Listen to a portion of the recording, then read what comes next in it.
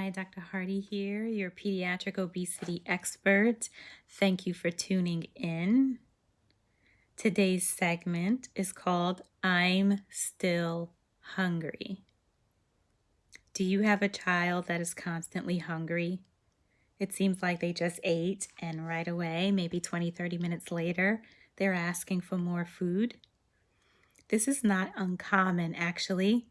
And usually by the time I see the patient in clinic, they have already seen their pediatrician or their primary care provider and have been told that the child has been crossing percentiles for weight and BMI.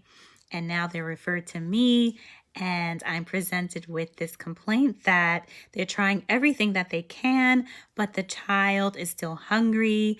They will cry for food. They will throw temper tantrums for food. And so they're not sure what to do. So after delving into food logs, 99% of the time, the culprit is processed carbs. So most of the foods that these kids are eating is processed. And they've gotten used to processed foods. And so now they're used to eating a large amount of foods. And so even when you slowly remove the processed foods, especially processed carbs, the appetite may still be large at first. So, number one, you need to decrease the processed carbs and processed anything that your child is getting. I recommend doing a food inventory, look in your pantries, look in your refrigerator, write everything down and take a look at what you have. Or, do a food recall of what you and your child ate in the last 24 hours and see how much has been, processed carbs. Don't forget to include snacks in between the meals, and you may find that you're eating more processed carbs than you realized. Processed foods in general are very convenient because, before the whole corona pandemic, parents were going to work. Kids sometimes had to fend for themselves after school, or parents will leave a processed snack out so they can have it for after school, and not realizing that these processed carbs are not nutrient dense. They go right through their system and then they remain hungry.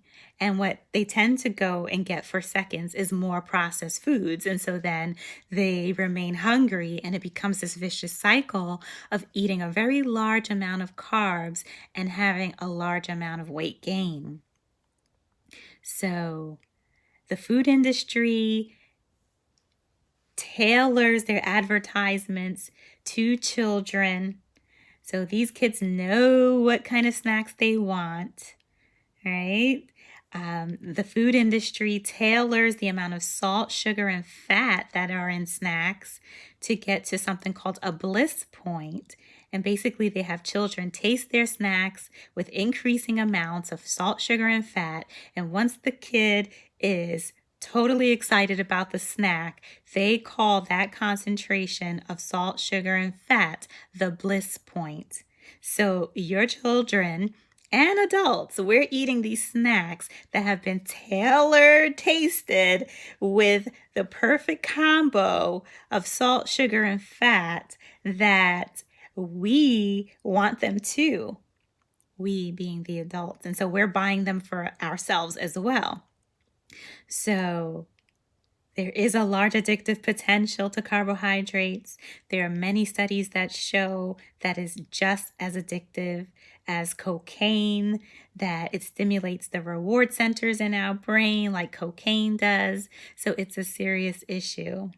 So if you want to hear more about this, if you want to have an exact step-by-step plan on how to decrease the amount of carbs in your child slowly and safely, because kids do not need to be on keto, just sign up for membership on my website, stepuppeats.com. Go to the blog. You'll see it there with attachments.